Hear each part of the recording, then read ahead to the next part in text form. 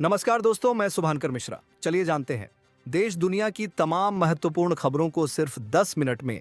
लेकिन उससे पहले अभी तक आपने इस वीडियो को लाइक नहीं किए है तो लाइक कर दें और चैनल को सब्सक्राइब कर लें। लोकसभा में प्रधानमंत्री मोदी ने महाकुंभ की महिमा का किया बखान और बोले, दुनिया ने देखा भारत का विराट स्वरूप। दोस्तों, प्रधानमंत्री नरेंद्र मोदी ने महाकुंभ को भारत के इतिहास में अहम मोड़ करार देते हुए मंगलवार को लोकसभा में कहा कि दुनिया ने देश के विराट स्वरूप को देखा और यह सबका प्रयास का साक्षात स्वरूप था। और उन्होंने निचले सदन में प्रयागराज महाकुंभ को लेकर दिए एक वक्तव्य में यह भी कहा कि महाकुंभ से एकता का अमृत और कई अन्य अमृत निकले हैं। जहाँ पे प्रधानमंत्री ने कहा, आज मैं इस सदन के माध्यम से देशवासियों को नमन करता हूं जिनकी वजह से महाकुंभ का सफल आयोजन हुआ है और महाकुंभ की सफलता में अनेक लोगों का योगदान है और मैं सभी कर्मयोगियों का अभिनंदन करता हूं।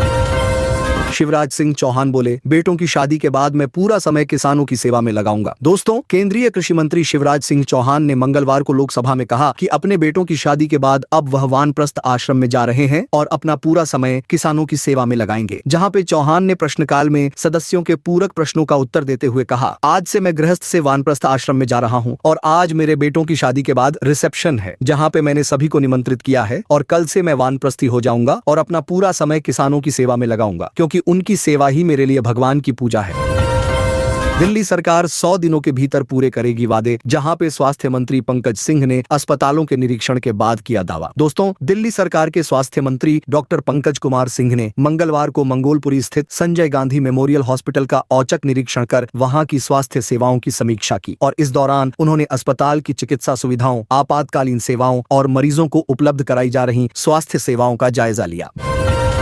दिल्ली सरकार आयुष्मान भारत योजना लागू करने के लिए 10 अप्रैल को करेगी एमओयू पर हस्ताक्षर। दोस्तों, दिल्ली के स्वास्थ्य मंत्री पंकज सिंह ने मंगलवार को कहा कि राष्ट्रीय राजधानी में आयुष्मान भारत प्रधानमंत्री जन आरोग्य योजना ABPMJ-AY को लागू करने के लिए राज्य सरकार 10 अप्रैल को केंद्र के साथ एक समझौता ज्ञापन पर हस्ताक्षर करेगी और उन्होंने बताया कि इसका लक्ष्य 1 महीने के भीतर 1 लाख लोगों को स्वास्थ्य बीमा योजना के लिए नामांकित करना है। जहाँ पे इस योजना को लागू करना फरवरी में हुए दिल्ली विधानसभा चुनावों के दौरान भारतीय जनता पार्टी भाजपा द्वारा किए गए प्रमुख वादों में से एक था।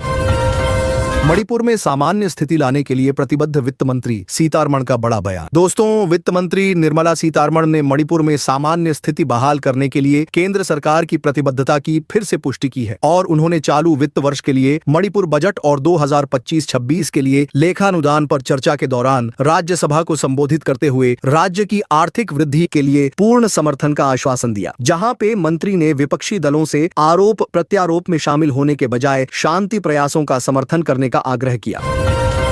लोकसभा में रेल मंत्री अश्विनी वैष्णव बोले, एक राज्य में रिकॉर्ड बजट दिया गया जहां पे भेदभाव का आरोप सरासर गलत। दोस्तों, केंद्रीय रेल मंत्री अश्विनी वैष्णव ने मंगलवार 18 मार्च 2025 को लोकसभा में रेल बजट पर पूछे गए सवालों का जवाब दिया और उन्होंने कहा कि एक राज्य में रिकॉर्ड बजट दिया गया है और किसी भी राज्य के साथ कोई भेदभाव नहीं किया गया। और इस दौरान उन्होंने सिलसिलेवार एक करके राज्यों के बजट के बारे में सदन में जानकारी दिया। जहां पे मंत्री ने बताया कि आंध्र प्रदेश में जहां 886 करोड़ का बजट होता था, वहां के लिए 9400 करोड़ का बजट दिया गया है। और उन्होंने बताया कि असम और नॉर्थ ईस्ट में 2000 करोड़ का बजट होता था, पर वहां 10,400 करोड़ का बजट है। और इसी के साथ बिहार में जहां 1000 करोड़ का बजट होता था, वहां 10,000 करोड़ का बजट है। बिहार में सीएम नीतीश कुमार के बेटे निशांत चुनावी राजनीति से रहेंगे दूर, जहां LUC पे भी नहीं बनाएगी JDU। दोस्तों, बिहार में विधानसभा चुनाव को लेकर सियासी रस्साकसी तेज हो गई है। जहां पे एक तरफ JDU के नेतृत्व में NDA का बड़ा कुनबा है तो दूसरी ओर से इंडिया गठबंधन है जिसमें RJD कांग्रेस समेत कुछ छोटे दल भी शामिल हैं। जहां पे हाल फिलहाल में JDU के मुखिया और मुख्यमंत्री नीतीश कुमार के बेटे निशांत कुमार के राजनीति में कदम रखने को लेकर चर्चा तेज हो गई है। लेकिन अब सूत्रों के मुताबिक जो जानकारी सामने आ रही है उसमें कहा जा रहा है कि सीएम के बेटे फिलहाल सियासत से दूर रहेंगे।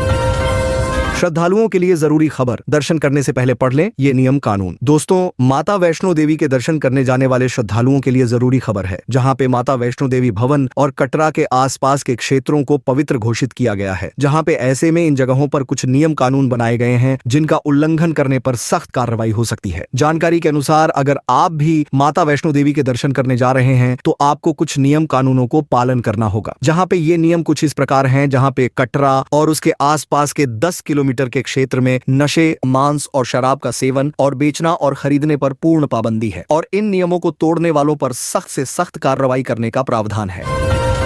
नागपुर हिंसा को लेकर निशाने पर आए फडणवीस के फायर ब्रांड मंत्री और विपक्ष की हटाने की मांग। दोस्तों, नागपुर में सोमवार शाम को भीषण हिंसा भड़क गई, जहां पे शहर के इतिहास में 98 सालों के बाद ऐसा दंगा भड़का जिसमें 3 डीसीपी लेवल के पुलिसकर्मी घायल हुए हैं और इसके अलावा कई नागरिक भी जख्मी हुए, जिनमें से एक आईसीयू में है। जहां पे इस पूरे बवाल के बाद पुलिस ने 5 के खिलाफ एफआईआर दर्ज की है और 50 लोगों को हिरासत में लिया है। और इस बीच मंगलवार को महाराष्ट्र विधानसभा में भी जमकर हंगामा हुआ और इसके अलावा सदन के बाहर भी विपक्षी दलों के विधायकों ने प्रदर्शन किया, जहां पे इन लोगों की मांग है कि राज्य सरकार में मंत्री नितेश राणे को पद से हटाया जाए। जो नितेश राणे फायर ब्रांड नेता हैं, जो लगातार बयान देते रहे हैं और विपक्ष का कहना है कि उनके चलते ही शहर में सोमवार को हिंसा भड़की।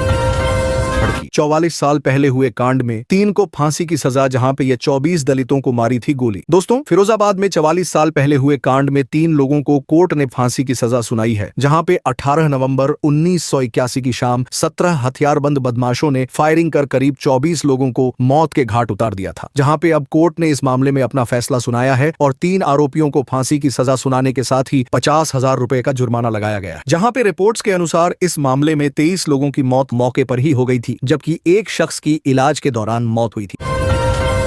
हम आपके साथ हैं। नागपुर हिंसा में घायल डीसीपी से फोन पर बात कर बोले सीएम फडणवीस। दोस्तों, महाराष्ट्र के मुख्यमंत्री देवेंद्र फडणवीस ने मंगलवार को नागपुर हिंसा में घायल डीसीपी निकेतन कदम से बातचीत की है, जहां पे नागपुर हिंसा के दौरान पथराव में 3 डीसीपी स्तर के अधिकारी समेत 33 पुलिसकर्मी और 5 आम नागरिक घायल हुए हैं। इनमें डीसीपी निकेतन कदम भी शामिल है, जहाँ पे उनके हाथ पर डीप इंजरी है। वहीं सीएम फडणवीस ने आरोपियों के खिलाफ कड़ी कार्रवाई करने का ऐलान किया।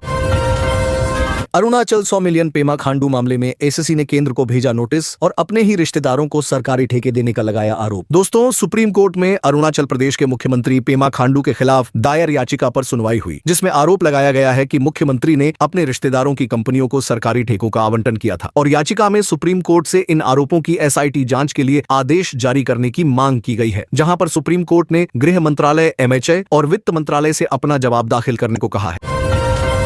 चाइनीज कॉल सेंटर से लैपटॉप, टीवी के साथ फर्नीचर तक लूट ले गए पाकिस्तानी। दोस्तों, पाकिस्तान एक अजीब देश है और यहाँ गजब गजब तमाशे होते रहते हैं। क्या आपने कभी सुना है कि किसी दुकान से या किसी ऑफिस से लैपटॉप लूटा जा रहा हो? पर पाकिस्तान में ऐसा हुआ है, जहाँ पे सोशल मीडिया प्लेटफॉर्म पर वीडियो वायरल हो रहे हैं। इन वीडियोज में देखा जा रहा है कि पाकिस्तान में लोगों ने एक फर्जी कॉल सेंटर को सेकंड्स में लूट लिया, जहाँ पे रिपोर्ट के मुताबिक राजधानी इस्लामाबाद के सेक्टर F11 में स्थानीय लोगों ने स्कैम सेंटर को लूटने का वीडियो बनाया है और बताया गया है कि पाकिस्तान की संघीय जांच एजेंसी FIE ने इस फर्जी कॉल सेंटर में छापा मारा था। टाटा मोटर्स अगले महीने से वाहनों की कीमतों में करेगी बढ़ोतरी। दोस्तों, टाटा मोटर्स ने अगले महीने से इलेक्ट्रिक वाहनों सहित अपने यात्री वाहनों की कीमतों में वृद्धि करने की मंगलवार को मंशा जाहिर की है, जहां पे कंपनी की ओर से इस साल यह दूसरी बढ़ोतरी होगी। और टाटा मोटर्स ने बयान में कहा, मूल्य समायोजन कच्चे माल की बढ़ती लागत के प्रभाव को आंशिक रूप से संतुलित करने के लिए ये बढ़ोतरी किया जा रहा है।